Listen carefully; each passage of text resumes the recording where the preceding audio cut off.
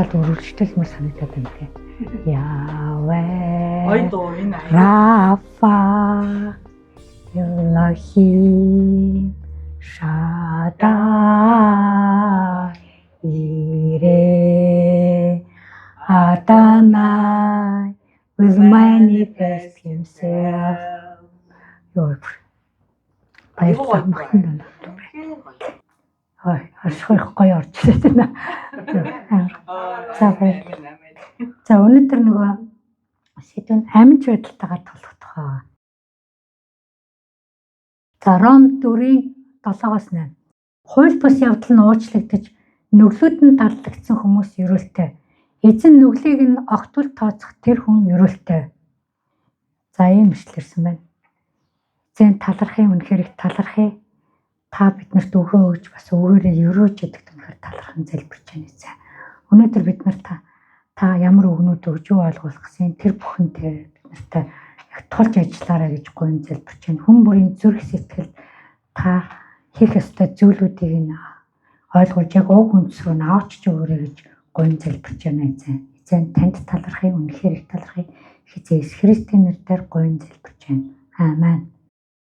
За энэ ерөөлтэй гэдэг хүмүүс нь бид нар штэ. Гоё гаазтай. Бидний хууль бус явдал уучлагдсан, нүглүүд далдлагдсан. Тэгэд бид нар ерөөлтэй. Тэгэд Бурхан бидний нүглийг огт тооцохгүй. Энэ бол бид нарыг тодорхойлж хэлсэн, яг итгэгч хүмүүсийг тодорхойлж хэлсэн хамгийн гоё үг те. Энэ тухай бас хуучин гэрээнд байдаг. Дуулал номын 32:1-2. Алдаа зөрчил нь уучлагдсан бөгөөд нүглэн далдлагдсан нэгэн юутай ерөөлтэй вэ? Эзэнт гэмтэн гэж үл тооцогддог бөгөөд сүнсэндээ залмихгүй хүн юутай ерөөлтэй вэ? Давид хаан хэлж байна тийм ээ. Энэ бол шинэ гэрээнд биднийг хэлэх гэж байгаа иш үзүүлгийн үг гэж тооцогддог боловч яг тухайн үед бол Давид бас өөрөө нүглээ уучлуулчихсан тийм. Давидын бас алдаа зөрчлийг эзэн далдлаад бүр хаан болгоцсон байсан шүү дээ. Тэгээд Давид өөрийгөө залмихгүй гэдэг нь юу ч байгаагүй эзний өмнө яг өөрөө ирдэг тийм. Яг байгаагаар ирдэг. Яг тэр үедээ ямар тэрүүгээр ирдэг. Давид ч бүр бид нар дуулал номыг унших юм бол заримдаа бүр энэ дайснуудыг устгаад өгөөч гэж эзнээс гуйгаа тий. Заримдаа болохоор намайг уучлсанд баярлалаа. Энэ хүмүүсийг өрөвдөөч гэж ингээл янз янзаар залбирд. Яг итгэгч хүмүүс тухайн үедээ эзэнтэй яаж харилцсан тэр харилцааг ингэж өөрөө харуулсан хүн байсан шүү дээ тий. Тэгээд яг нэг удаа Давид хэлэхдээ өөрийнх нь нүглийг уучлсан учраас би бол ерөөлтэй гэж хэлсэн байхгүй юу. Яг тэр ерөөл нь одоо өнөөдөр биднэрт байгаа. Бид нар уучлагдсан. Бидний нүглүүд Иесус бидний нүглийг ингээд далдсан. Бурхан биднийг харахтаа Иесусыг харж байгаа учраас бидний нүглүүд бол далдагдсан байж байгаа гэдэг тийм. Бидний өмнө ийсэн одоо хийж байгаа дараа хийх гэж байгаа бүх нүглүүдийг Иесус загалмаа дээр угаачихсан гэдэг. Ийм итгэл биднэрт бол байж байгаа шүү дээ тийм ээ. Хуучин гэрээнд бас ингэж итгэлээрээ зөвдөд тооцогдсон хүн бол бас Авраам байсан тийм. Авраам бол бүр хуулиас ч өмнө бүтээр шүтэн шүтдэг өөр үндэсний хүн байхад эзэн дуутахад итгэл эзний өмнө зөвхт болоод хүрээд ирсэн тийм. Бас хөвч өндөлгөөсөө ч өмнө зөвхт болсон. Тийм хүн байсан байхгүй юу? Бүх нүглүүд нь уучлагдсан. Тэр худлаа хэлэж явж хат нь хүртэл эзэн зөвхт тооцогдоод уучлал өөрлөгөө буцаад аваад ирчихсэн тийм хүн байгаа тийм. Тэгэхээр энэ эзэн бол биднийг яг ийм ерөөлөөр хамт дагуулж явах гэдэг гэдгийг бид нар ойлгох хэрэгтэй. Энэ бол бидний байр суурь, итгэгчийн байр суурь. Бидний тийм ээ бид нар уучлагдсан, нүглэгөө олцсон, эзэн бидний нүглийг тооцохгүй. Яг энэ бол бидний байр суурь, энийг бид нар бодох хэрэгтэй. Тэгээ бид нар энэ нүглийнхаа уучлалыг авсан болохоор Бурхантай эвлэрсэн. Тэгээ Иесус биднийг эвлэрүүлээд өгсөн. Тэгээд эвлэрсэн гэдэг чинь юу гэхээр бид нарыг зөвхт тооцсон, тийм ээ? Зөвхтийн байр суурин дээр аваачсан байгаа байхгүй юу? Тэгээ энэ зөвхтийн байр суурин дээр очих боломжийг Иесус загалмай дээр өөрийнхөө Иесус хийсэн. Бид нар өөрсдөө ерөөсөө хийсэн юм нэгч байхгүй. Өөрийнхөө төлөө бид нар нэр хуруугаач хөдөлгөөгүй, тийм? Дотроо ч юм бодч чадаагүй. Бидний хийсэн юмстай нэгч байхгүй. Зүгээр л яг хүсэж явж исэн. Яаж зүгт болохыг ч мэдэхгүй явж исэн. Тэгээд биеэрээ хийсэн юу ч байхгүй учраас энэ зүгт байдал бол юу гэхээр дээрээс ирсэн бэлэг байгаа байхгүй юу? Дээрээс сойрхсон зүйл. Дээрээс ирсэн бид нар сойрхно гэж ярьдаг. Тэгээд дээрээс ирсэн зүйл байгаа байхгүй юу? Бид нар доороосоо хийсэн юм ерөөсөө байхгүй гэсэн. Тэгэхээр энэ зүгт байх энэ бэлгийг бид нар хадгалах. Бид нар зарим бэлгийг бид нар хадгалж явах хэрэгтэй шүү дээ. Зарим бэлгийг тоодохгүй боловч бид нар Бурхны өгсөн бэлгүүдийг бол бид нар заавал хадгалж ашиглаж явах хэрэгтэй байдаг тийм ээ. Тэгэхээр энэ зүгт байдлыг бид нар яаж хадгалах хэрэгтэй вэ? Энэ бол бидний хамгийн чухал зүйл гэж байна. Тэгэхээр зүгт байдлыг хадгалахын тулд бид нар хуучин мөн чанаруудаар биднэр рүү орж ирээд байгаа тэр сорилтуудтай тэмцэн, тэр нүглийн үр дагавруудтайгаа тэмцэн гэсэн үг тийм. Одоо бид нэр цэвэрлэгдэх, чөлөөлөгдөх гэж яриад байгаа тэр зүйлүүдээ хийнэ гэсэн үг байна тийм. За Матай 5:22-т бол Иесус ингэж хэлсэн. Би та нарт хэлье.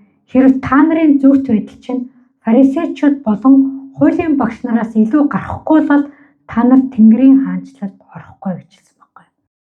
Тэгэхээр бид нар ингэж тооцогдсон энэ зүгт байдал бид нар фарисеучуудынхаас илүү байх хэрэгтэй. Тэгэхээр фарисеучуд тэр үед яасан гэхээр хүмүүсийн нүдэнд бол хамгийн зөвхт хүмүүс байсан тийм.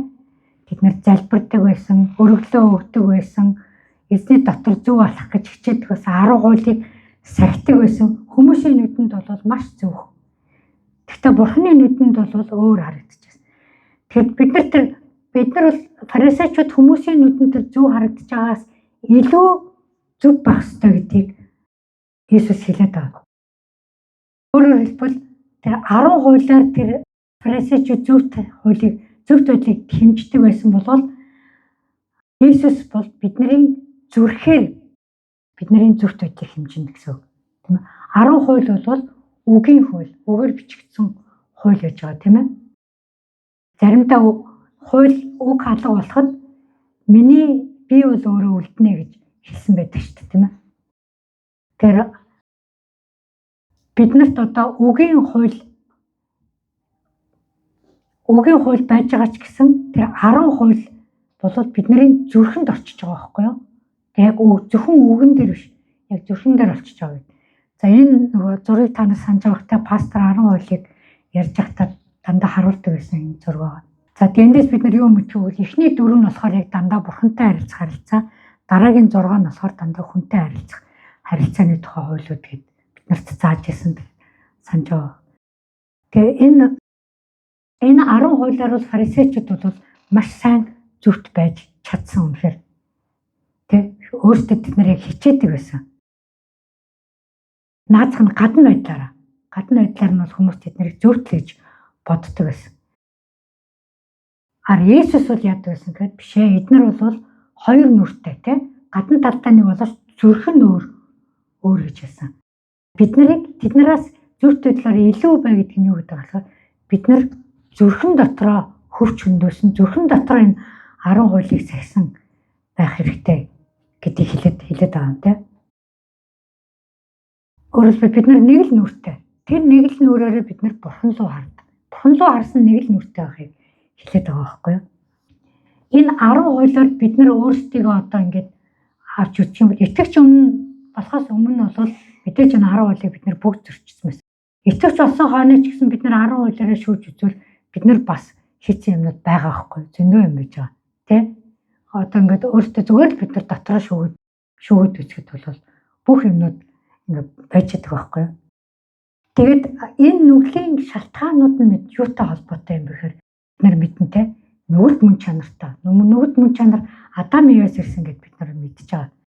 Гэтэл одоо итгэвч болсон хойно бид нар яагаад дахиад ингэж нүгэл үлдээд байна гэхээр бидний хамгийн гол юм бол биднээс үлдсэн тэр нүгэл мөн чанарын хамгийн тод мөн чанар бол бидний аминч байдал байгаа байхгүй юу? Амиа хичээсэн, хуваа хичээсэн байдал те selfishness гэж байж байгаа те.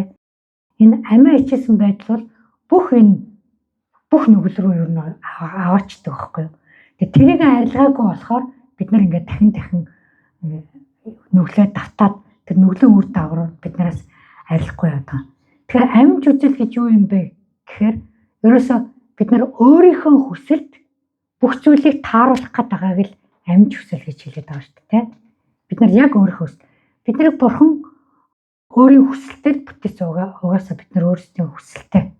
Тэгээд тэр өөрийн хүсэлтэй бурханыг ч тааруулах гээд бусдыг ч тааруулах гээд тэгээд байгаатай амьд үзэл холбоотой байгаад байгаа байхгүй. Тэгээд амьд үзэл юугаар илэрдэг вэ? Надад юу байхгүй байна? Би ямар өрөвдөлтэй юм бэ ч юм уу би хэрвээ ийм байсан бол гэсэн нэг тиймэрхүү бидний бодоход бол зөвөр нэг гэмгүй бодлоо тэр гэмгүй бодлуудаар илэрч идэг байхгүй юу? Одоо бид нар бодлоо өөрчлөх тухай ярьж байгаа учраас бид энэ бодол төр төвлөрж яриад байгаа шүү. Одоо Эден цэцэрлэгт евро могоо эрэхтэй бол яг ийм амьд үзэлтээр нь суурилж байгаа байхгүй юу? Бурхан яг тэр тэгж хэлсэн гэж юу Гэхдээ бурхан шиг болно штэ гэх тэнгууд ийд юу. Нэрээ би бурхан шиг биш юм биш. Тэгээ бурханаас дутуу юм надад байгаа юм байна гэсэн. Ийм аминж бодол ороод ирж байгаа. Бурхан юм дутуу өгсөн биш байгаа. Энэ модон дотор юм аваад үлдсэн юм биш байгаа гэдэг. Тийм муу юм байгаа гэж боддог. Тэр аминж бодлоос нь тэр батаархал, бардам зан бүх юм ингээд үүсээд яваад ирж байгаа байхгүй юу? Тэгээ тэр цагаас хойш хүний мөн чанар аминж болоод тогтцсон байгаа байхгүй юу? Ийм аминж байгаа байвал бид нар ерөөсөө зөвхт байж чадахгүй. Төрний хэлсэн тэр зөв түүнийхээ ерөөлөөр байж чадахгүй болчихж байгаа. Тэгээ аминж байдал гэхээр бид нар яг зөвхөн өөр дээрээ төвлөрөөд ахыг хэлж байгаа байхгүй. Зөвхөн өөр дээрээ төвлөрөөд очиос хүмүүс яд хуваа хичээсэн гэж хэлдэг те. Харин бид нар энэ хуваа хичээсэн байдлаасаа яаж салах вэ? Бурхан дээр төвлөрж иж тэрнээсээ арилж эхэлдэг ба. За Адам яг бурхантай хамт алхаж байхдаа бол ерөөсөө аминж байгаагүй байхгүй юу? Бурхан дээр төвлөрөл бурхантай яриад ингээд хамт алхдаг байсан тийм ээ. Тэгээ бурхан Адамд бүх юм заасан шүү дээ тийм ээ. Тэр удаа дараа нь бусад хүмүүстэй яаж харьцах вэ? Тэгж алхаж байхдаа бол Адам яд өс тэр амьтдыг хайрладаг байсан, бурхны бүтээж өгсөн бүх юмыг хайрладаг байсан. Харин амьтдтай адилхан өөрт нь ингээд хос байхгүй гэдгийг мэдчихсэн. Харин өөртөө нийжил хүнийг бүтээлийг хайрлуулахын тулд бурхан Евийг бүтээж өгсөн байгаа тийм ээ. Санагалцлыг бий болгож байгаа нь бүтээж өгсөн гэж үүдэг тийм. Тэгэхээр Евийг өгтөө бурхан туслагч гэж хэлсэн байдаг тийм. Туслагч. Тэгэхээр туслагч гэдэг нь болохоор эрэгтэй хүнийг одоо юу ч хэлэхгүй бүх юмыг туслаад юу гэдэг одоо бид нар одоо монгол ойлголтоор бол нөхрөө хомроо залаад хоолын нөгөөл ингээл яг тийм одоо туслагч биш тий. Бурхны өгж байгаа туслагч гэдэг бол бурхантай адилхан туслах хүн гэсэн утгатай гэдэг. Энийг сая нэг 3 эмэгтэй үйлчлэгч ярьж сууж байгаад еврей үгээр нь тайлбарлаж ирсэн. Эзер гэж үг байдаг гинэ еврей туслах гэдэг үг. Зүгээр helper гэсэн үг биш. Бурхан өөрийгөө бас эзер гэж хэлдэг. Туслагч. Тийм хэмжээний туслагч гэж хэлж байгаа байхгүй юу? Тэгэхээр эхнэр хүний үг нөхөр хүнд маш хүчтэй бүр тий. Одоо бурхны үгийн хэмжээнд гэж хэлэх хаашаа. Гэхдээ барал тий тэгж тусалдаг хүн байгаа байхгүй юу? Тэгж үзэх хэрэгтэй. Тэрийг мэдэхгүй зарим хүмүүс өгөхлөр туслагч юм чинь нөгөө хаваагаа дорж үзээд нөгөө даралдаг, доромжилдаг бас тийм хүмүүс байгаа шүү дээ тийм биш гэдгийг тэр ярьжсэн байхгүй. Тэр энэ үгний утгыг ойлгох гэдэг бол маш их чухал юм байна. Ариун сүнсийг ч гэсэн туслагч гэж хэлдэг тийм. Туслагч гэж хэлдэг. Тийм хэмжээний тийм туслагч байгаа байхгүй юу. Тэгээд тэр өөрийг бол ойлгох нь бол маш чухал байсан. Тэгээд Адам бурхантай яг алхаж байхад тэр Адамд ямар ч тийм аминж үзэл байгаагүй. Тэгэхээр хүн аминж үзэлгүй байсан хэсэг бол Библиэд ерөөсөө ингээд Эхлэл номны 1-2 дугаар бүлгэл байгаа байхгүй юу? Хэдхэн хуудас вэ? 3 хуудас. 2 удаа хагас. Бид нар ерөөсөө нүгэлт мөн чанаргүй байсан, аминж үзэлгүй байсан ерөөсөө. Тэгээд Библийн бусад хэсэг дандаа аминж үзэлтэй харалтай. Амар байгаа зү. Тэгэхээр Библиэд амар юм бичигдэхээс аргагүй байгаа зү. Дандаа аминж үзэлтээр сорьсон тэр нүгэлт мөн чанарын тухай дэлгэсэн ном байгаа байхгүй юу? Тэгээд Бурхны үгэнд ороод тэнд Адам Бурхантай алхаж явж байхдаа бол хариуцлага бол яг ухамсарладаг байсан. Тэгээд ёс суртахууны ямар ч алдаа тоглож байхгүй. Тэгэхээр Адамд ямар ч хууль хэрэггүй байсан байхгүй юу? Хуулиар чи юм нүгэлттэй гэж таниулах тийм хууль ерөөсөө хэрэггүй байсан. Харин нүгэлт унтсан хойно хүмүүс өөр дараа нь яасан. Нүгэл гэдгийг танихгүй болтлоо. Өөрийгөө нүгэлтэй гэдгийг мэдэхгүй болтлоо тэгж нүгэлт унсан байдаг шүү дээ. Яг тэр үед нь бол Бурхан энэ 10 хуулийг өгсөн байж байгаа. Тэгээ нүглээ танихгүй болтлоо тэгж эвдэрсэн байгаа байхгүй юу? Тэгээ тэрийг өгтөө Бурхан өөрийнхөө сонгож авсан ард түмнэр тэр 10 хуулийг өгсөн. За тэгээд энэ хуулийн Есүс бол 2 хууль болж өөрчилсөн байгаа тийм ээ. Тэр эхний 4 хууль нь нэг хууль болгоод Бурхан эзнээ хайрлагаад сүүлийн 6-ыг хөршөө хайрлагаад ерөөсөө 2хан зүйл тушаалд базаад хэлсэн байдаг те. Матай 22:37-гийн 40-д тэр түн чи бүх зүрх, бүх сэтгэл, бүх оюун ухаанаараа өөрийн Бурхан эзнээ хайрл. Энэ бол агуу нь бөгөөд хамгийн чухал тушаал мөн. Удаахан чи хөршөө өөрийн адил хайрл эзэнтэй адил юм аа. Энэ 2 тушаал дээр бүх хууль болоод иш үзүүлэгчд тулгуурладаг юм аа гэлээвч. Тэр одоо бидний өдөрдүүлдэг 2 хууль бол ерөөсөө юм. Бурхан эзнээ хайрл, хөршөө хайрл. Энэ 2 хууль юунд чиглэдэг юм бэ гэхээр бидний аминж үзэлтлээсээ салахж чиглэдэг байхгүй юу? Яг бид нар Бурханыг харилж байгаа үед өөрийгөө бодохгүй те. Бусдыг харилж байгаа үед өөрийгөө бодохгүй. Тэр аминж үзлийн эсрэг 2 юм гэх юм уу, аминд юм гэх юм уу те. 2 чухал зүйл бол ерөөсөө энэ 2 хууль байгаа байхгүй юу? Адамын хувьд бол тэр үед хөршин хэн байсан? Ганцхан мө те. Ганцхан яв байсан шүү дээ. Ганцхан те. Бурханаа хайрладаг. Тэгээд Еваг хайрладаг. Ерөөсөө 2хан ийм хайрал байсан баг.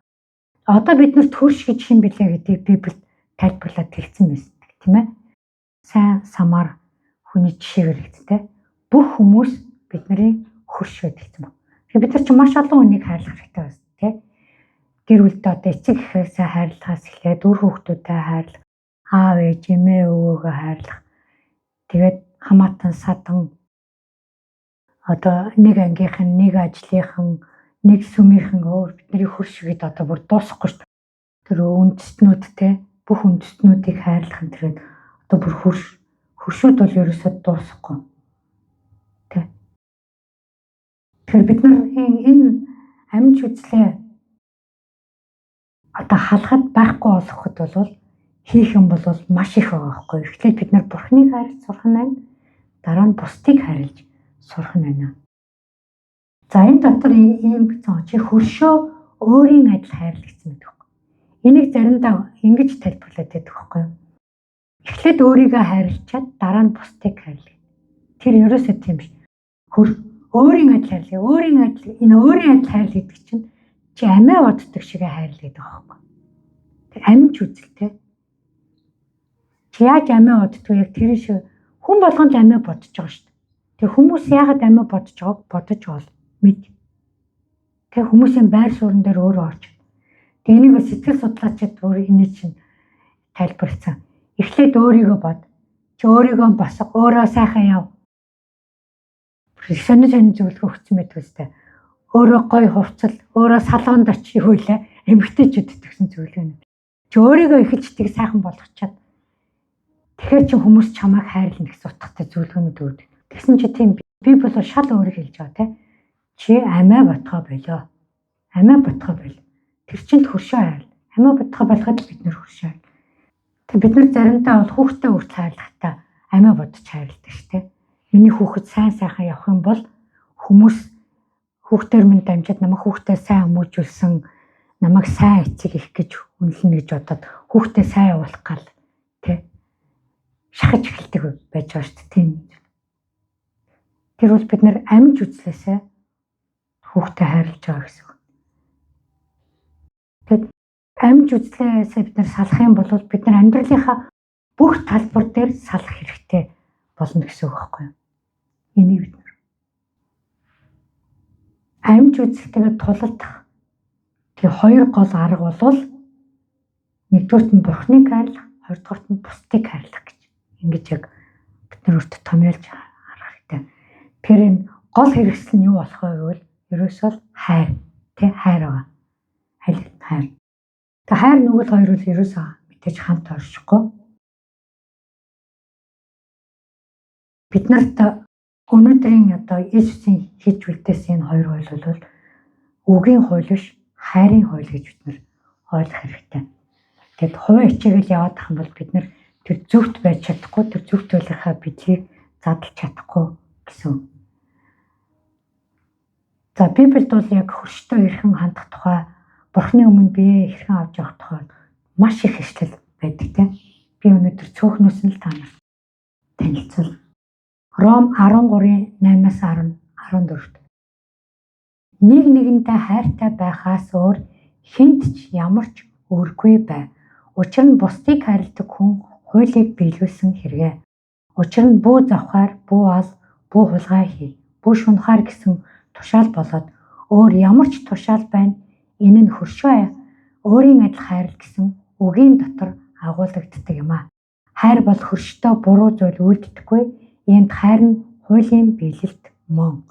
Цаг үеийг нойрносоо сэрэх цаг хэдийнэ болж гэдгийг мэдэн үүнийг хий. Учир нь урд бидний итгэсэн үеэс аврал одоо бидэнд улам ойрхон байна. Шүн өнгөрч өдөр ойртов. Тиймээс харанхуйн үйлсийг хажуу тийш тавьж гэрлийн зэвсгүүдийг агсцгаая. Утга учиргүй найрлан цэнгэж архитах бус, садралан тачаадах бус, хэрэлдэн маргаж атаахан житөөрхөх бус. Харин өдөр бөө мэд бүгдээрээ зүй зохистой явцгаая. Эзэн Иесус Христийг өөртөө өмс. Хүсэл тачааллын талаар махан биеийг юугаарч бүү хангах гэж хэлсэн байна. За энд бол ингээд яг гол зүйлүүдийг хэлээд өгсөн байж байна тийм ээ. Амьд үзэл бол яг махан биеийн хүслээс л ирдэг. Тэгэхээр бид нар хүсэлтэйгээр ажиллах нь тийм ээ. Тэгээд эзэн Иесус Христийг өөртөө өмс гэж хэлж байна тийм ээ. Тэгэхээр бид нар шинэ хүн болсон гэдэг дээр маш тууштай зогсох ёстой. Тэгжээж бид нар тултна. Би өөрчлөгдөв хүн биш та би дахиад хийчлээ гэдэг хамт бид нар зогсож чадахгүй. Бид нар харамсах биш. Харин эзэн би өнөөдөр алдчихлаа. Харин би шинэ хүн гэдгээ бид нар улам мэдэрмээр байна тийм ээ. Яг энэ байр суурин дээр л зогсох хэрэгтэй. Та намайг босгож өгөөч. Та намайг шинэ хүн босгосон. Харин би өнөөдөр хуучин хүн шигээ арччлаа. Та уучлаарай. Гимшээд л босоод ирэх хэрэгтэй байхгүй юу? Энэ бол маш чухал зүйл. Бид нар харамсах юм бол яана гэлээ? Улам доошоо унаад явна. Тэгээ Юдасын жишээд бид нар ярьжсэн тийм ээ. Тэгэхээр энэ амьд үзэл нь бол махан биеийн хүсэлтэй холбоотой тийм. Яагаад бид нар завхаардгүй? Махан биеийнхээ хүслийг л хангахын тулд завхарж байгаа тийм. Яагаад хүн алхах хичээдгүй? Үзий ядснаас болоод тэгж байгаа тийм ээ. Яагаад хулгай хийдгүй? Хүнд байхгүй юм надад байгаасаа гэж хүссэн тэр хүслээрээ хийж байгаа тийм. Яагаад шунхаардгүй? Тийм ээ. Илүү гоё юмтай болохгүй бид нар тэрийг авч идэх. Энэ бүгдээрээ дандаа махан биеийн хүсэлтэй холбоотой байхгүй юу? Тэр хүсэл нь бүр ингээд бүр тачаал болж хуурна гэдэг бүр зогсоод чадхааргүй юм шиг болж хуурсан. Тэг энэ хүслээр битгий тижээгээд гэж хэлж байгаа байхгүй юу? Битгий энийг хангаад гэж. Тэг бүх маргаан тэмцэлч гэсэн энэтэй холбоотой тийм. Тэг орчин үед энэ бид нар энийг их гоё үгээр хэлдэг тийм сонирхлын зөрчил гэсэн үгээр хэлдэг байхгүй. Тэг тэнд үнэхээр яг сонирхлын зөрчлөж яваад би нэг өөр юм хүсээд надтай маргаж байгаа хүн чинь нэг юм өөр юм гэсэд хоёр өөр хүсэл тэр хооронд маргалдаад байгаа байхгүй юу. Тийм хүсэл үүсэж байгаа. За энэ амьд үзэл бол харин янз бүрийн байж болно. Тийм ээ. Зарим хүний амьд үзэл бол бага амьд үзэлтэйгээ тулаад ялцсан хүмүүс байгаа. Тийм ээ. Зарим хүнээс бол маш ихтэй бүр нарциссист болтлоо яатсан. Тэр хүмүүс ч юм бол юун дээр очихгүй бол нөгөө терапевт дээр очихгүй бол тэргээ дарж чадахгүй тийм хүмүүс байдаг те. Toxic personality гэдэг чинь хажууд нь байхын аргагүй тийм хуваарчсан хүмүүс ч. Зарим хүний амьд үзэл нь бол ингээд нуугдмал гаднаа ингээд яг нэг фарисеч үзэг те зүрх тийм шиг хүн туслаад байгаа юм шиг харагдаж гэсэн цаанаа бол амьд үзлээ ингээд хүчээр дараад идэг тийм хүмүүс бас байгаа тийм янз янз. Тэг хичнээн ингээд бурханлаг харагдаж байгаа хүнд ч гэсэн амьд үзэл байгаа штэ. Бүх юм ингээд нэг дор алга болчоогүй л байгаа бид тэрийг мэдэх хэрэгтэй. Одоо ингээд юу зарим хүмүүс ингээд нэг юм хошин шок ингээд хүмүүс ялангуяа маазардаг хүмүүстэй тэр хүмүүс бол амьд үзлээ маш их дардаг хүмүүс байдаг байхгүй юу. Өөрөөсөө өөр дээр нь хүмүүс юм ярьчих, өөрийг анхаарчих гэснээсээ болоод бусад хүмүүсийн тухай хошин шок юм ярьж өөрөөсөө юмыг зайлуулахын тулд маазардаг хүмүүс. Бид нар болохоор тэр хошин шогийн мэдрэмжтэй хүмүүс гэж ойлгох гэдэг. Түүндээ бол яг тийм бас биш байдаг гэж тэр хүний дотор маш их шарах тийм юмнуудад өөртөө тэр шархандаа өргүүлэхүн тулд ингэж идэг тийм байдаг байж байгаа. За Библиэлд бас ингээл Давид бол бурханлаг хүн байсан уу? Байсан. Гэхдээ аминч байсан шүү дээ. Тэр Батшебаг авахын тулд тэр зарцнараараа авчруулж яагаад те. Тэр аминч үзлээрээ юу гэж? Тэр бүр нөхрийг алуулж яагаад. Тэгээд авчсаад. Тэгээд өөрөө тэр нүгэл хийсэн гэдэг юу ч мэдэхгүй. Тэ? Натан нэрж хэлхээс нааш мэдэхгүй. Тэ? Нэг хургата ядуу хүний хургыг тэр баян алаад ицсэн гэж. Тэгээ өөрийн нэлж байгаа гэдгийг мэдэхгүй болтлоо. Тэгж бүрнэ. 10 уулыг мэддэг байсан уу? Мэддэг байсан шүү дээ. Тэ? Тэгээ бурханлаг тослогдсон хаан хүн бас тэг мэдэхгүй. Тэгэхээр ийм амьд үзлээ мэдэхгүй яваад иж болох талтай байгаа. Тэ?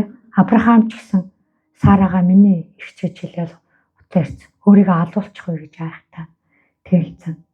Йонатан байн Саулын хөө. Юу цаана одоо Давид ялчих юм бол цаана өөрийгөө аврахын тулд Давидэд очиж үйлчлээ те. Аав нь ялах юм бол бас ааваасаа салахгүй аавдаа үйлчлээ. Хоёр талд үйлчлээ яваад. Бид нар болохоор энийг мундаг андын нөхөрлөл гэж хараад байгаа. Үнэн чанартай цаана болохоор Йонатны амьд үзлээс. Тэ. Тэгээ Давид яг тэрийг мэдчих дараа нь хүүгийн асардаг байгаа. Тэгээ ийм байдлаар ингээд амьд үзлүүд нуугдмал байж болно. Тэ. Одоо Йонат монголчууд бид нар бол нөгөө аягны ариу өдөртөө агтны ариу жилдээ гэл тэр амьд үзлээрээ нэг хүн тусалчвал дараа нь туслах болов гэж бодоод тусалдаг. Тийм уламжлалтай л явж ирсэн байдаг штэ. Тийм. Тэгээ амьд үзэл бол янз бүрийн байдлаар нуугдмал байж болно гэсэгтэй. За Хизкия хааны жишээг бид нар зөвхөн харъя л да. Хизкия хаан бол манай эртний өмнөх 700 оны үед Юдагийн хаан байсан тий. Өмнөд хэсгийн хаан байсан. Тэгээ Ассирчууд ингээд довтолж ирсэн байхгүй бүр. Ассирчууд бүр хойд хэсгийг Израилийн хаан тусыг бол эзэлсэн. Одоо өмнөд хэсэг рүү Юдагийн довтлох гээд зарим газруудын эсэлч бүр Иерусалимын гадаа ирээд бүсэлсэн байгаа байхгүй юу. Тэгэхэд Хизкия хаан маш бурханлаг хаан байсан. Тэрний өмнө чи Хизкия хаан болонгуудаа бүх тэр хуучин шүтээнүүдийг, тахилын ширээнүүдийг бүр нураагаад тэр байтугай Мосегийн үед нөгөө шүтчихсэн төмөр могоо штэ. Тэр төмөр могоог еврейчүүд бүр тэрийн шүтдэг болсон байсан байхгүй. Тэрийг хүртэл устгаж зайлуулсан ийм бурханлаг хаан байсан. Тэгэд энэ бурханлаг хаан тэр юу бүслэгдсэн үедээ Исая руу хүн явуулаад залбираарай гэж бурханд хэлж өгөөрэй гэж буугаад өөрөө бас бурханы өмнө ирж залбираад хүмүүсийнхээ өмнөөс бурханыг хайрлсан бас хүмүүсээ хайрлсан хаан байхгүй. Бид нар ямар ч удирдагч нарыг хүмүүсээ хайрлахыг хүсдэг байгаа шүү дээ. Бусдыг хайрлах. Тэгвэл Хизкия бол яг ард түмнээ хайрлсан хаан байсан. Ард түмнийхээ өмнөөс зуучлан залбираад тэгэхэд бурхан тэр шөнө тэнгэр элчийг явуулаад 185 мянган ассирчуудыг нэг шөнө устгацсан гэдэг шүү дээ. Тэгж яасан ийм хаан байхгүй юу?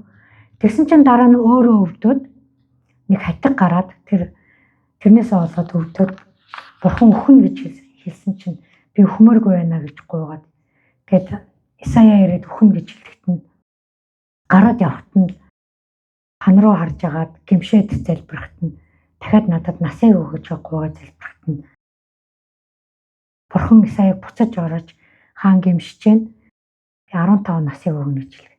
Тэгээд буцаад ороод 15 насыг өгөөд тэгээд нарыг 15 цагаар ухруулж агаад тэр 15 насыг өгсөн тэмдэгийг өгөөд өгсөн байдаг шүү дээ.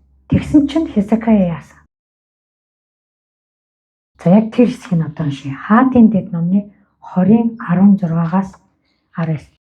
Тэгэд Исая Хизкияд эзний үгийг сонсогдсон. Үзэгтэн чиний гэрт байгаа бүхэн чиний эцэг өвгдийн энэ өдрийг хүртэл цуглуулсан бүхнийг Вавилон зөөх өдрүүд ирж байна. Юун ч үлдэхгүй гэж эзэн альдж байна. Чиний үр удам, чиний төрүүлэх хөвгүүдээс зарим нь аваачигдана. Тэд Вавилоны хааны ордонд түшмэд болно гэв гэжээ. Тэгэхэд Хизкия Исаяд таны хэлсэн эзний үг нь сайн юм аа.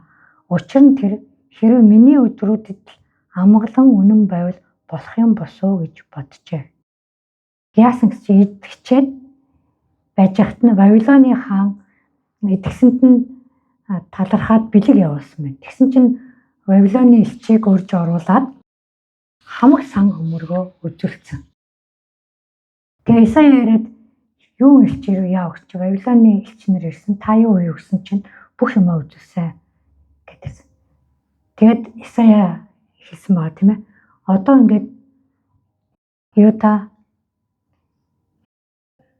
Вавилонд ижлэгдэж цөлөгдөх үе ирж байна. Та буруу зүйл хийсэн байна гэдэг. Тэгсэн чинь Хизкиягийн бодлыг хардаа эзний үг нь сайн юм. Наадталтаа бурхны үгийг сайн гэдэг хэлчихэж байгаа тийм. Дотроо юу гэж бодсон гэхээр хэрвээ миний өдрүүдэд амар амгалан үнэн байвал болох юм босоо гэж бодож. Бодцсон амж үзэл нь бодлоор нэлээ. Энэ бурхан мэдсэн биш тийм. Энийг илрүүлээд Библиэлд бичээд биднэрт үлдээсэн биш. Тийм. Тэгвэл Исая мэдсэн үгүй мэдэхгүй ямар ч байсан бурхан мэдээд энийг бичээд үлдээсэн байгаа.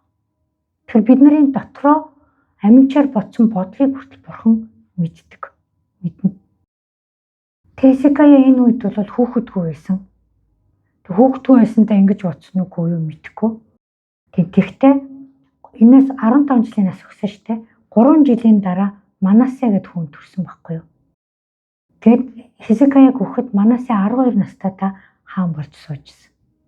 Тэгээ Манасе ямар хаан болсон бэ гэсэн чинь хамгийн хорон муу хаан болсон Израилийн төвөөр. Нөгөө аавынхаа устгасан бүх тархил бүх муу шүтэнүүдийг буцаагаад босгосон байхгүй. Тэгэхээр амж бодол гэж ямар байна гэдгийг хар. Тэгээ зүйн бол Хизкия энэ дээр гимших эзний өмнө ирээд гимших хэрэгтэй байсан тийм. Би буруу зүйл хийжээ гэж тийм хийгээгүй байхгүй.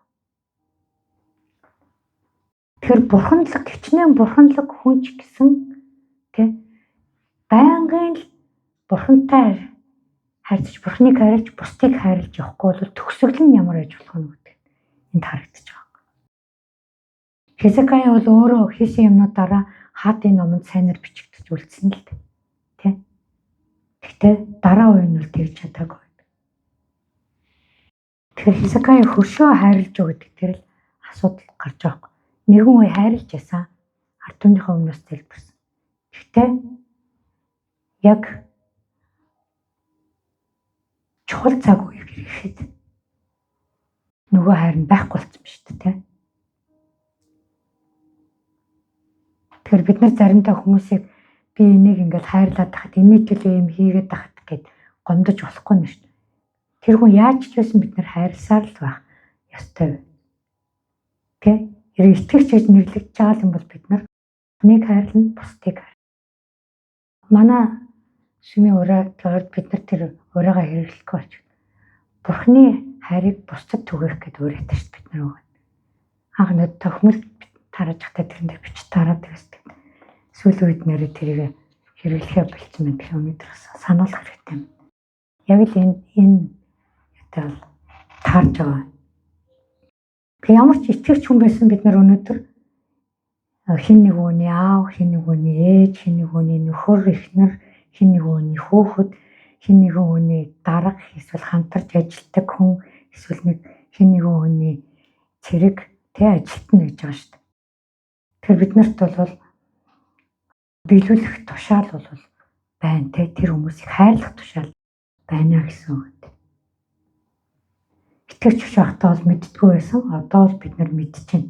Яг л бид нар зөвхөд тооцогдсон. Тийм учраас бид нар биелүүлж чадна. Бурхан биднэрт биелүүлж чадахгүй юмыг ерөөсөө Библиэлд бичиж үлдээгүү чадна гэж хэлсэн. Тэг өнөөдөр чадахгүй бол бид нар маргааш чадна те. Харин бид нар яагаад чадахгүй байгааг ойлгох ёстой. Тэ ойлгохдоо бид нар бусдаас болж байгаа юм биш шүү гэдгийг л ойлгох хэрэгтэй. Надаас миний аминч үзлээс бодож байгаа шүү те. Аминч үзлийг зарим намдагч нар шууд нүгэл гэж заадаг юм билээ. Миний хувьд бол аминч үзэл нүгэл гэхээс илүү зүрхэн доторх сэтлийг бий болгодог тэр бодлууд юм шиг. Яг бидний нүгэл мөн чанар болоод тогтцсон зүйл бол мөн те. Тэр юм байхгүй болох хэрэгтэй зүйл. Гэтэ одоо бол бид нарт нүгэл хийх тэр сэтлийг өгöd байгаа байхгүй юу? Сөрөг юм бодох сэтлүүдийг өгöd байгаа гол зүйлүүд. Тэгээ натур болж тогтцсон. Одоо бид нарт заримдаа зан чанар, характер болж гараад байгаа. Тийм зүйл байна гэж бодогдож байна. Нүглийг гаргахад нэг юм болгоод байна. Одоо бид нар бол яах хэрэгтэй гэхээр юун дээр би яг амиа удаад байна гэдэг дээр тий. Одоо юу нэг маргаан болоод өнгөрчлөө гэд бодоход өөрийнхөө талаас ингэж бодох хэрэгтэй тий. Тэр хүний талаас бодох юм бол тэр хүний оронд тэр хүн яаж амиа удаж утсан байж болох. Би яаж амиа утсан байж болох. Яг бол тэнд хоёр аминч үзэл тулалдаад байгаа байхгүй юу. Тэ? Тэгээд өөртөө орж ирсэн тэр сөрөг бодлуудаа эерэг болгож хорих хэрэгтэй. Тэгвэл дахиж тэр асуудлууд гарахгүй. За Галаат номон дээр бичсэн зүйлийг уншъя. Галаат 5-ын 17-оос 26. Учир нь махан бие сүнсний эсрэг хүсдэг. Сүнс махан биеийн эсрэг хүсдэг юм. Яагаад гэвэл хүссэн юмсыг чинь хийлгэхгүй тул махан бие ба сүнс нь нэг нэгнээ эсэргүүцдэг ажээ. Хэрв та нар сүнсээр удирдуулдаг бол хуулийн дор байхгүй байна. Идэггүй махан биеийн үйлс нь илэрхий юм аа. Эдгээр нь завхаарл, бузар байдал, тажаангуй байдал, шүтэн шүтэх, ичхэд, дайсагнал, маргаан, хардалт, уур хилэн, өрсөлдөөн, хагарал, тэрс үзэл санаа, атаархал, архитал, утга учиргүй наргиж цэнгэх зэрэг юм аа. Би урд нь та нарт сануулж байсанчлан урдчлан сануулъя. Ийм зүйлсийг үлдэгчт нь Бурхны хаанчлалыг өвлөхгүй. Харин сүнсний үр жимс нь хайр, баяр баясгалан, амар тайван, тэвчээр, инрэл, сайхан сэтгэл, итгэлтэй байдал, дэлгөөн зан, өөрийгөө захирах байдал нь юм аа. Эдгээрийн эсрэг хууль гэж байдаггүй юм. Христ Иесуст хамаатай хүмүүс өөрсдийн махан биеэ бузар хүсэл тачааллын хамт загалмайд цовдлсон ажээ. Хэрэг бид сүнсэн дотор амьд байгаа юм бол мөн сүнс дотор явцгаая. Бид нэг нэгнээ өдөөн сөрж өөр зурайн атаархан сайрахгүй байцгаая гэж. За эхний хэсэгт нь болохоор зөвхт биш байхад хийгддэг зүйлүүдийн тухай байна тийм ээ. Зөвхт биш байх юм бол итгэвч байсан ч гэсэн энэ зүйлүүд. Итгэвч болчоод арх уугаад донтчоод яваад байгаа хүмүүс байж байгаа шүү дээ. Тийм ээ. Тэгэхээр зөвхтийнхаа байр суурин дээр зогсохгүй байгаа байхгүй юу? Би өөрөө зөвхт. Бид нар энийг байр суурин дээр позишны тухай маш их яриад байгаа тийм ээ. Тэхийн тулд бидний энэ махан биеийн бузар хүсэл тачаалыг Иесус загалмай дээр хамт цовтлцсон гэдэг. Энд итгэх итгэл маш чухал. Энд итгэхгүй байгаа болохоор тгээггүй юм шиг болоод тэгээд тэр донтолтондоо яваад байгаа байхгүй юу? Энийг уушгаар хүмүүс нэг сүнс хүчгүй юм шиг, махан биеинд ялгагдаад байгаа юм шиг хардаг. Тийм биш. Ариун сүнс бол өөрөө хүчтэй. Ганцхан бидний сүнс ариун сүнстэй нэгдэхгүй байгаа байхгүй. Бид нар өөрийнхөө сүнсийг хүчрхэгжүүлэх ёстой. Өөрийн сүнсийг яаж хүчрхэгжүүлэх вэ гэхээр Бурхантай хамт алхачиж, тэ? Магтаалаар, залбирлаар, үгээр Бурхантай хамт амьдарч. Үгд бидний дотор орж ирж бидний сүнсийг хүчтэй болгохгүй бол тэр махан биеийн хүсэлд бид нар дийлэгдээд байгаа байхгүй. Тэрээс сүнс хүчгүйтэй биш. Тэрийг маш сайн ойлгох хэрэгтэй. Зүгээр ариун сүнс биднийг хүлээгээд байгаа тийм. Ариун сүнс яаж хүлээж байгаа вэ? Энэ хизээ миний үгийг ойлгоод итгээд үгийн дагуу үйлдэл надтай хамт алхах нь гэдгийг хүлээгээд байгаа байхгүй. Ариун сүнс зүгээр нэгүсэлтэй инэрэнгүү учраас төвчээртэй хүлээгээд байгаа байхгүй. Бид нар өөрсдийнхөө сүнсийг л төвчээр хүчтэй болгох хэрэгтэй. Тэгэхээр бидний анхаарах зүйл юу вэ? Бидний итгэж очиод хийдэг юм бол юу гэхээр 26 дугаар ишлэлд тааж байгаа. Өдөөн сүржээд хил амаараа бид нар янз бүрийн юмуд хил амаа цэвэрлэх юмуд хэрэгтэй. Өөр зураа атаарах, бие биентэй атаархтай юмуд байгаа тийм. Ялангуяа үйлчлэлүүдээр ч атаарах юм уу? Тийм зүйлүүд байна. Ерөөлүүдээр атаарах, өөр төрлийн атаархтууд бий болдог байхгүй юу? Сайрхдаг. Итгэж хүмүүсийн анхаарах гурван гол зүйл. Сайрхал ч юм бол биднийг бардан болгоод идэх байхгүй юу? Тэ нэг үйлчлэл хийчихэл сайрхдаг ч юм уу. Бид нар ингэж заримдаа яг энэ жижиг юм дээр мэдрэгдэж бид нар ингэж бүтнээсээ өдөр үйлчлэлээ хийчихэд залбирдаг байхгүй юу? Гэртээ очиод гэрээрээ залбир. Заримдаа нөгөө очиод мартсан тохиолдлууд байдаг. 2-3 удаа очиод мартсан. Тэгээд залбираад үйлчлэлтэй талархаад, үйлчлсэн хүмүүстэй талархаад, өгсөн хүмүүст талархаад гэрээрээ ингэж залбирчаад аюусаа. Тэгээд залбираагүй тэр өдрүүдэд би та унцдаг байхгүй юу? Хоорондоо ингэ хэрэлдсэн байдаг байхгүй юу? Бүр яг мэдрэгддэг байхгүй юу? Тэгэхээр тиймэрхүү юмнуудаа бид нар ингээ аяга анзаарах хэрэгтэй юм байна. Тэгээд өөртөө үйлчлэн ингээл бардамжхаараа тэр залбирхаа мартчихдаг юм шиг байгаамаа. Тэгэхгүй яг Бурхны өмнө ирээл тэр талархлаа өргөхөд бол шал өөртөө байхгүй. Тэгэхээр бидний анхаарах гол зүйл юу гэхээр нэгдүгээрт нь бид нар гэмт хүслүүдэд цовдлох хэрэгтэй. Бидний тэр нөгөө юу ягааг хүслүүд орч бид нарын гоё юм шиг хэрнээ ингээд тийм хүслүүд байгаа. Бид нар чинь ингээл тэр үлээ сайхан байлгачих юмсан тий сайхан явуулчих юмсан одоо юу мөнгө төгрөгтэй байх юмсан гэл ингээд гэмгүй хүслүүд байж байгаа мөртлөө тэр чинь бас гэмт хүслүүд болдог байхгүй тэд нар тэрийг яаж хүсэх вэ гэдгийг тэр гэмт хүслүүдэд цовдлох хэрэгтэй. Тэр хүслүүд чи одоо юу лээ тэдний шиг байшинд орчих юмсан машинтай олчих юмсан гэл ирэхээрээ буруудаад эхэлдэг гэж байгаа шүү дээ. Тийм зүйлүүд. Тийм хүслүүдээс. Хоёрдугаар нь бид нар харанхуй хүчнүүдийн эсрэг тэмцлээ хүчтэй болох хэрэгтэй. Тэмцлээ ерөөсөө зогсоож болохгүй. Тэр нэг удаагийн чөлөөлөлт бол юу ч биш. Байнга хэрэгтэй. Тэр чөлөөлөлтөөс өмнө бид нар яах вэ? Гэмшин нөгөө алхмуудаа штэ. Гэмшин, татгалзан, гэрээгээ цуцлана, тунхаглалын залбирууд хийн, бодлоо өөрчлөн, тэ нөгөө алхмуудаа бүх зүйлээр хийн штэ. Тэгээд тэр олон бодол нэг бодол дээр хийгээл дараагийн бодол дээр юм чинь ингээд тасрахгүй байхгүй юу? Өдөр болгон хийх хэрэгтэй зүйлүүд байхгүй юу? Маш чухал зүйл. За 3 дугаарт нь ёс суртахуун болоод сүнсний хувьд тусгаарлагдана. Тэ? Ёс суртахуун бид нар Христийн ёс суртахуунтай байна, тийм ээ? Ариун сүнсний хүний хувьд бид нар нөгөө дэлхийн юмнуудаас тусгаар байна. Дэлхийн хүмүүсийн хийдэг юмнуудыг бид нар хийхгүй. Энэ бол бидний яг өөрсдөө гаргах шийдвэрүүд. Тэр шийдвэр дээрээ тэгээд яг бид нар зогсох ёстой. Алдсан бол яах вэ? Гэмшээл дахиад эхлэн шүү. Дахиад бурхны өмнө ирнэ. Тэ? Алдаа болгоныхоо төлөө гэмшинэ. Маш. За. Бас дөрөв дэх зүйл нь болохоор бид нар Иесустэй адилхан шашинлаг ертөнцийн доромжлол хавчлагыг давж туулнаа. Энэ бол маш шашинлаг ертөнц гэдэг юу? Бидний шашинлаг зүйлүүд бид нар юунаас ч ирж байна. Тэр хүчээр хийх гээд байгаа юмнууд, ёс заншлалаа тогтцсон юмнууд тийм ээ. Тэгээ бид нар яг Иесустэй адилхан доромжлол тавьсад дундуур явж заримдаа бид нар ингээд нэг сайхан вакуумчсан орчин дотор байх юм шиг байдаг. Тийм биш. Бид нар үзэх юм аа, үзэн туулах юм аа юу? Туулна тийм ээ. Гэтэ яг Иесус яаж давж туулсан яг тэр шиг явна. Бид нар энд суралцж байгаа шүү дээ тийм ээ. Иесусийн үйлчлэлээр энд бид нар суралцж байгаа. Библи бүх юм бол байж байгаа. Тэ.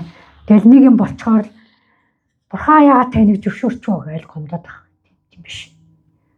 Туулж бид нар таа харин тэгээ та илчилж өөрөө яаж давж туулах вэ? Тантай хамт туулна гэж босгож хэрэгтэй байхгүй юу? За тэгээд энэ зүйлүүдийг бид нар хийхдээ яаж хийх вэ гэхээр Библи бүх юмыг хэлээд өгсөн гэдэг үнэн гайхамшигтай тийм. Өөрсдийгөө өвөөсгöd дээгүүрхийг хай гэдэлсэн гэдэг тийм. Библи юм. Өөрийгөө даруй ойлгоод эзэн лөө хандна гэдэг. Колосай номын 3-ыг ерөн бүтнээр нь уншаарай. Би зөв нэг хэсэг нь унш. Колосай 3:8-аас 10. Харин идэвхтэй та нар бас уур хилэн хорон санаа гүтгэлэг болон амнаас гарах жигшүүрт үгс бүгдийг нь зайлуулж хаягтун. Бие биедээ худал буяар. Яагад гэвэл та нар хуучин хүнээ бузар муу зуршилтай тайлж шинэ хүнийг өмссөн. Энэ нь өөрийг нь бүтээсэн түүний дүр төрхийн дагуу үнэн мэдэгт шинжлэгдсэн хүн юм аа. Энэ байр суурийн тухай л хэлээд. Байр сууриал ер нь яг санах хэрэгтэй тийм. Шинэ хүн болцсон. Шинэ хүн болцсон гэдэг маш чухал зүйл. Тэ бид нар энэ шинэ хүн болсноо авралаар мэдсэн, баптизм хүргэхдээ тунхагласан. Бид нар олон зүйл төр мэдсэн. Одоо бид нар мэдээд байдаг шүү дээ. Одоо урд нь ууралж байсан юм дээр уурлахаа болцсон. Байдаг тийм. Маш их бидний өмд өөрчлөгдсөн. Шинэ хүн болсныг бид нарт олон зүйл хэлээд байгаа. Тэгээ энийгээр бид нар байнга тунхаглажээ гэдэг байгаа байхгүй юу? Тэгээ шинэ хүний байр сууриас хандахаар бид нар юмыг өөрчилж чадна гэж. Тэгээ шинэ хүн болохын бас нэг хамгийн чухал зүйл одоогийн бидний хийж байгаа зүйл бол бодлоо өөрчлөх. Тэр үнэн мэдлэгт шинжлэх гэдэг байгаа зү энэ дэр. Энэ чинь бол бодлоо өөрчлөх. Үнэн мэдлэг хаана ах вэ? Библи дотор байгаа тийм. Бурхан миний хүүхдээ гэж хэлээд багт чинь Бурханы хүүхд биш юм шиг бай яваад гэж болохгүй тийм. Иесус юу гэж хэлсэн? Би та нарыг одоо боолууд гэж дуудахгүй. Та нар л миний хамт нөхөр гэж хэлсэн байхгүй. Тэр онцгой нөхөрлөлд бид нарыг дуудсан байгаа байхгүй тийм. Тэгээ Иесус бид нарыг хамт нөхрөө болгочоод багт чинь Иесус рүү очихгүй. Тэр найз руугаа очихгүй байгаа гэж бид нар болохгүй. Тэгээ үнний мэдлэг гэдэг бол ийм зүйлүүд байхгүй. Библийн үгээр задарж ойлгогддог тэр зүйлүүд ч юм бол үнний үг. Өнөөдөр бид нарыг Бурхан хэн гэж үзэж байна гэдэг бол яг үнний мэдлэг. Муу сүнс бол бид нарыг дандаа л чадахгүй гэж хэлдэг. Бурхан бол чи чаднаа. Надтай хамт чадна, тэ? Ариун сүнстэй хамт чадна, Иесустэй хамт чадна гэж хэлдэг байгаа. За бид нар яг амьд үзлээсээ салахад ямар зүйлийг одоо өөрсдөө биеэр хийх зүйл юу вэ гэдгийг тэр амьд үзэл бол яг нөгөө гарч ирэхдээ бидний ард дагцсан байгаа тархины хэсэгт бодлыг төрүүлдэг байгаа байхгүй юу? Тархичин ардлын хэсэг, уртлын хэсэг бааш те. Одоо шинжлэх ухааны нэр том юм байдаг юм аа. За тэрийн зүгээр дагцны хэсэг, духны хэсгийн тархилгаа ярьчих те. Англиар нөгөө frontal lobe гэдэг те. Амьд үзэл буюу бидний одоо сөрөг бодлууд бол ер нь дандаа энэ арт хэсэгт. Яг тэгвэл энэ артлын тархины хэсэг бол нөгөө сэтгэл хөдлөлтөй холбогддог байхгүй дандаа. Сэтгэл хөдлөлт.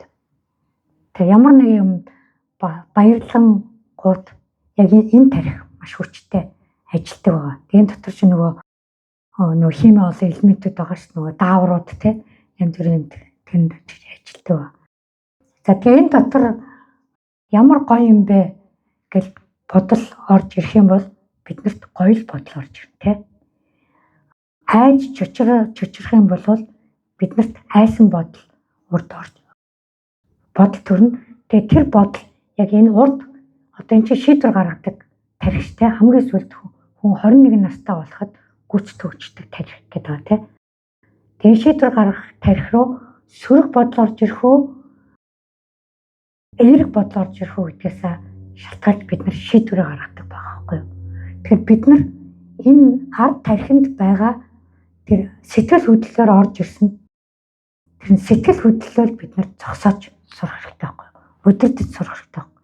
Тийм бол бид нар лөө ийшээ дандаа эерэг бодлоод орж ирээд бид нар зөв шийдвэр гаргадаг болох хэрэгтэй. Механик юу нь бол одоо нэг иймэрхүү маягаар тайлбарлагдана тийм.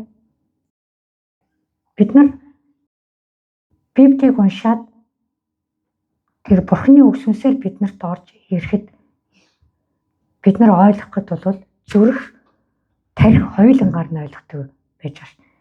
Тэгэхээр энэ сэтгэл хөдлөл энэ хоёрт хоёуланд нь ойлгохдохгүй. Дандаа эергээр би ойлгоход бид нарт дандаа хоёуланд нь ингэж ойлгох. Тийм учраас бид нар тэр бодлоо шинжлэх бүрэн чадвартай байхгүй юу? Библийн өөр бодлоо шинжлэх чадварыг Бурхан биднэрт бүрэн өгсөн гэж бид нар итгэх хэрэгтэй. Тэр нэг Джон Бивер ярьжсэн. Өөрөө нөгөө залуу үйлчлэгч байхдаа цөмийнх нь нэг бурханлаг настай хүн байдаг гэсэн гэнэ. Бурханд ч үнэхээр хайртай, бусдад ч үнэхээр хайртай. Тэгээд өөрөө дандаа хардаг гэсэн юм л да. Тэгээд очиад асуусан байна л да. Та яаж ингэж Бурхныг харилж, бусдыг харилж чаддаг юм бэ гэд асуусан чинь би Иесустэй л цагийг өнгөрүүлдэг гэсэн гэнэ. Тэгэхээр энэ миний асуултыг ойлгосонгүй дээ гэж бодоод дахиад асуусан гэнэ. Тэгээд та яаж ингэ хүмүүсийг харилж? Өөрөө болохоор нөгөө хүмүүсийг хайрлаж чадахгүй. Өөрөө болохоор би Бурхныг хайрлажлаа тэгээ бусдыг л хайрлаж чадахгүй гэж бодоод идэгсэн юм. Алдаа аяах гаргадаг байсан тэр үе. Тэгсэн нөгөө би Иесустэй л цагийг өнгөрүүлдэг гэж тэгсэн гинэ. Тэгээд давтаад хэлэнгүүт гинт ойлгосон гинэ. Энэ хүн чинь Иесустэй л цагийг өнгөрүүлээд байхад тэ Бурхныг хайрлаад байх бол бусдад хайр нь тэндээс гарчдаг юм байна. Тэрийг л надад хэлээд байгаа юм байна гэд тэгж өөрөө ухаж ойлгосон байна л да.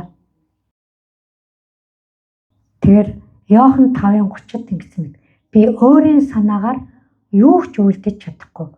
Би сонсснороо шүүх бөгөөд миний шүүлт шудраг. Учир нь би өөрийн хүслийг бус харин намайг илгээгчийн хүслийг хайдаг.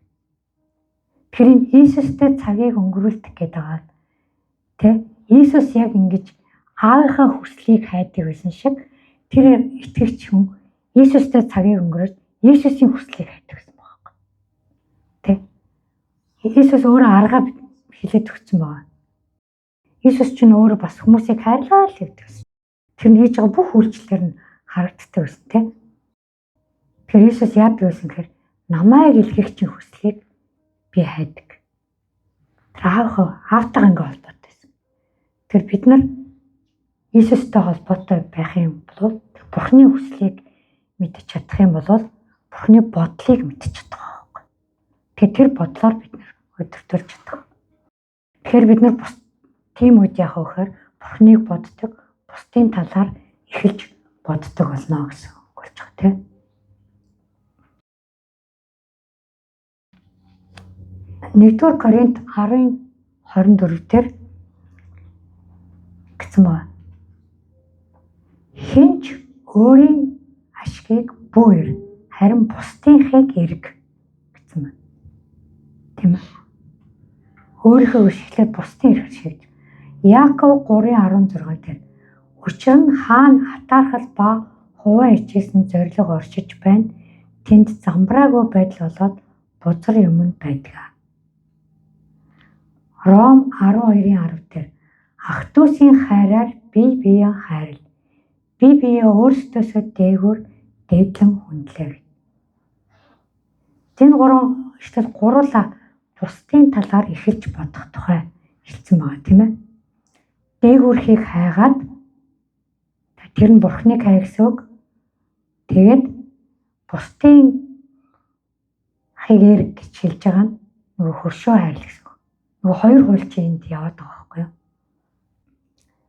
Бурхантай харилцаа бол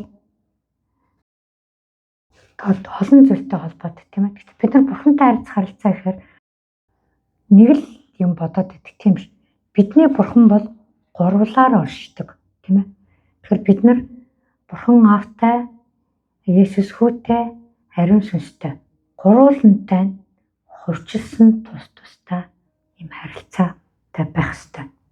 Тэгжээж бид нар даруй байж бодлоо өөрчилнө. Энэ бол маш чухал. Одоо бид нар ийм төвшөнд бурхантай харилцаагаа хөгжүүлэх ёстой тус тусна. Маш их өөр харилцаанууд юм байна гэдгийг ойлгосон. Бид нар яг мэдэн шүү дээ. Бурхны хайр нэгүүлсэл Есүс бол бурхны хайр нэгүүлслийн илэрхийлэл гэж хэлдэг байж байгаа тийм ээ. Тэр хайр нэгүүлслийг нь ариун сүнс биднэрт өөрөө гэд хүч болгоод бэлэг авьяасууд болгоод гэд өгсөн байдаг тийм. Гуруулаа ажилтдаг. Энэ гурвал маань гуруулаа бүтээлд гуруулаа оролцсон тийм. Бид нар өөрсдийнхөө дүр төрхөөр бүтээе гэж хэлсэн тийм. Өөрсдийнхөө гэд олон тон дээр тийм. Өөрсдийнхөө гэдэг нь аав, хүү, ариун сүнсний дүр төрхөөр бид нар бүтээгдсэн байгаа байхгүй юу? Бид нарыг аврахтаа бас гуруулаа оролцсон тийм ээ. Аав нь өөрийгөө бид нарыг таниулаад Есүс хүү рүүгээ авчираад хүү бидний өмнөөс өгөхөд тэг хүү явахдаа биднэрт ариун сүнсийг өгөөд биднэрт ариун сүнс бидний авралт гуруулаа оролцсон байхгүй. Тэгэхээр бид нар гуруулантай харилцаатай байх ёстой байх. Маш чухал зүйл байна. За энийг Филиппо номон дээрээс хараад байна. Филиппо 2:1-8. Тиймээс хэрв Христ дотор ямар нэгэн дэмжлэг байгаа бол, хэрв хайрын тайвшрал байгаа бол, хэрв сүнсний нөхөрлөл байгаа бол, инэрэнгүй болоод өрөвчгөн сэтгэл байгаа бол адил сэтгэж, адил хайртай байж, сэтгэлээрээ нэгдэн, нэгэн бодолтой байж, намайг гүйцэд баярлуул. Юуч өрсөлдөх сэтгэлээр эсвэл бардам зангаар бүүхий. Харин даруугаар бие биеэ өөрөөсөө дээр гэж үзэж, хүн бүр зөвхөн хувийн ашиг сонирхлыг бус, харин бусдын ашиг сонирхлыг хар. Өөр хоорондоо Христ Иесуст байсан тийм бодолтой бай. Тэр нэгдүгээр ишлэлд яг гурвал харагдаж байгаа. Христ дотор ямар нэгэн дэмжлэг байгаа бол энэ бол Христийн дотор та нар зөвхт байсан. Христийн өгсөн гол дэмжлэг юу юм? Та нар зөвхт болсон. Та нар нүгэлгүй болсон. Та нар уучлагдсан. Энэ бол биднэрт өгж байгаа хамгийн том дэмжлэг байхгүй юу?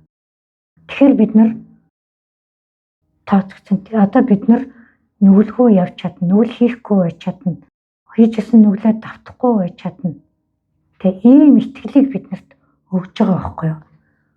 Зөвхт байдал. За дараа нь хэрв хайрын тайвшрал байгаа бол гэж байна тийм ээ. Бурхан бол хайр. Бурханы хайрыг мэдрэхдээ бид нарт тайвширч идэг. Тэ? Бид нарт амар амгалан орж ирж идэг. Тэгэхээр энэ Бурханыг хэлж байна тийм ээ. Бид нар Бурхантай байгаа бол гэж хэлж байна. Бурхантай байгаа бол бид нар амар амгалан байхгүй ч бол бид нар Бурханаас холдсон байна л гэж байна. Дараа нь хэрв сүнсний нөхөрлөл байгаа бол Иесус яваад ариун сүнсийг биднэрт энд яах гэж өгсөн юм. Өдөр болгон ариун сүнстэй нөхөрлөхийн тулд өгсөн байгаа ш тэ. Иесус биеэрээ байж чадахгүй ариун сүнсээрээ биднэртэй хамт байж чадна гэсэн. Сүнсний нөхөрлөл байгаа бол Тэгэхээр энэ нэшлэл дотор гурвал харагдаад байгаа байхгүй юу? Гурвалтай бид нар харилцах хэрэгтэй. Хэрэг энэ байх юм бол бид нар яаж өөрчлөгдсөн байх вэ? Энэрэнгүй өрөвчхөн. Энэрэнгүй өрөвчхөн байх юм бол бид нар бусдыг хайрлаж чадна гэсэн. Тэгээд бид нар хоорондоо адилхан сэтгэхэд итгэж хүмүүстэй адилхан биеиндээ хайртай байгаад сэтгэлээрээ нэгдээд нэгэн бодолтой байна. Тэгээд энд Паул баярлана гэж хэлээд байгаа. Тэгээд бид нар өрсөлдөх сэтгэлээр бардам зангаар хандаад байх юм бол тийм болоход биднэрт юу болтыг бид нар мэднэ те. Зөндөө тийм тулгарсан. Тийм зүйлэр хийх хооронд бид нар нөгөө хүнээ өөрөөсөө дээгүүр гэж үзэж байгаа юм. Бардам зам бол бид нар бусдаас өөрийгөө дээгүүр гэж үзэх гараад ирж байгаа тийм. Нөгөө хүнийг өөртөөсөө дээгүүр гэж үзэхээр бид нар өөрсдөө даруу болчихж байгаа. Ийм ч. Хувийн ашиг сонирхлыг бусдын ашиг сонирхлыг хар. Төрний ишлүүд гарч ирсэн зүйл байна тийм. Тэгэд өөр хоорондоо Христ Иесуст байсан шиг тийм бодолтой байна. Тэгэхээр Иесус юу бодож ирсэн бол гэдгийг бид нар олж судалж мэдэх нь бол маш чухал байна. Иесус юу бодож ирсэнээ дараа нь өөрийнхөө сургаалуудаар дандаа тайлбарлаж хэлсэн байдаг тийм. Сургаалт зөвлөлүүдээр дандаа тайлбарлаж хэлсэн байдаг. За өнөөдрийн номд бол яг амьж байдалтайгаа тулахад биднэрт юу хэрэгтэй тухай бурхан ингэж хэлж байгаа бол зүйл байна. За бид талархаж байна. Үнэхээр их талархаж байна эзэн. Бидний хууль бус явдлуудыг өөрчилсөн таларх нь залбирч байна эзэн. Нүглүүдийг нь тооцоо болсон үнэхээр таларх нь залбирч байна эзэн. Харин бид нар итгэл дээрээ зогсож яг бурхны хүүхдүүд шиг бузар сонстой тулалдахад та биднэрт туслаач гэж гон залбирч байна. Эзэн та биднэрт тулалдах бүх зүйлийг өгсөн байдаг. Харин бид нар зохистой цагт ямар үгээр хэлж тэр зориуд тулалдаанд орохдоо ямар зэвсгийг авах вэ? Та биднэрт зааж чиглүүлж өгөөч. Агшин тутамдаа ариун сүнсийг яаж сонсож сурахыг та биднэрт зааж өгөөч гэж гон залбирч байна. Бид нар үнэхээр аминд хүслээсэн болж ундаг. Тэрийг мэддэг, ойлгодог. Харин тэгж унахгүй байхаас бид нарыг харин бүр сэргийлэхэд та биднэрт туслаач гэж гон залбирч байна эзэн. Үнэхээр Иесустэй л цагийг өнгөрүүлдэг хүмүүс болгож өсгөж өгөөч гэж бас гон залбирч байна эзэн. Бид нар үнэхээр таны хүүхдүүд гэдэгтээ итгэж танаар ариусгагдж байгаа, таны хувьд зөвхөн тоотгдсон зөвхөн зан дээр зогсож байгаа гэдэгтээ итгэж байгаа. Тэр итгэлээ тунхаглаж урагшаа давшин алхахыг үнэхээр хүсэж байна эзэн. Танд талархаж байна. Үнэхээр талархаж байна. Та бидний өмнө, бидний ард, бидний хажууд тулалдж явдагт үнэхээр талархан залбирч байна эзэн. Бид нар тантай хамт тулалдаанд зогсох эрч хүчийг та биднэрт өгөөч гэж гон залбирч байна эзэн. Зэн танд талархъя, үнэхээр талархъя. Христийн нэрээр талархан залбирлаа. Аамен.